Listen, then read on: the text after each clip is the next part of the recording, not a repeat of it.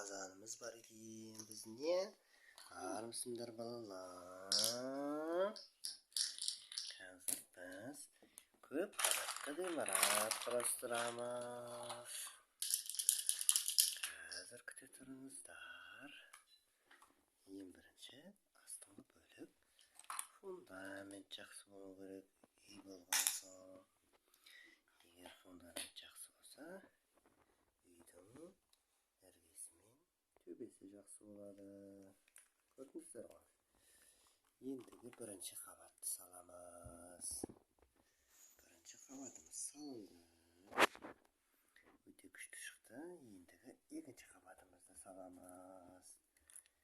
Екінші қабатымыз өте жақсы шықты. Ендігі үшінші қабатты саламыз. Үшінші қабатымыз бәрекелді. Біздің құрылысшымыз мықты екен, құрылысымыз мықты екен. Өте қарқынды салып жатыр. Не деген әдемі үй. Ендігі төртінші қабатты саламыз. Опа!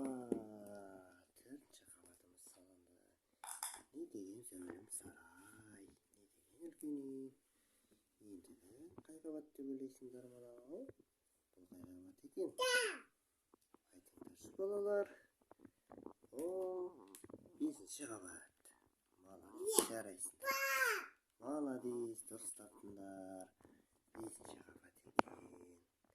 Қандай күшті, Ендігі жетінші қабат саламыз. Балалар, ендігі біз алтыншы қабат саламыз. Өте үлкен Астанадағы зәулім сарай секілді, қараңдаршы, не деген күшті. Не деген күшті. Не деген әсем боялған. Не деген әсем салынған бұл алты қабат. Көрдіңіздер ме? Бұл үйдің енді біз жетінші қабатын саламыз. Жетінші қабаты бар екен, Жетінші қабат салынсын. Тудыңық. Жетінші қабат салынды. Опа! Ендігі кезек сегізінші қабатта. Сегізінші қабат салынды. Үйіміз қирап қалды. Үйімізді қайттан тұрғызайық. Айшанардың 8 қабатты үйі. Енді Обай.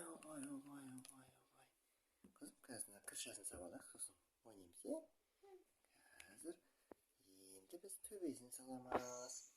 Төбесі, Обай. Қазір тұра. Төбесі біздің, ол не? Шатыр. Крышасы. Ой, қирап қалды ғой үйіміз. Қазір бір тұрғызып көрсетіп жіберейік.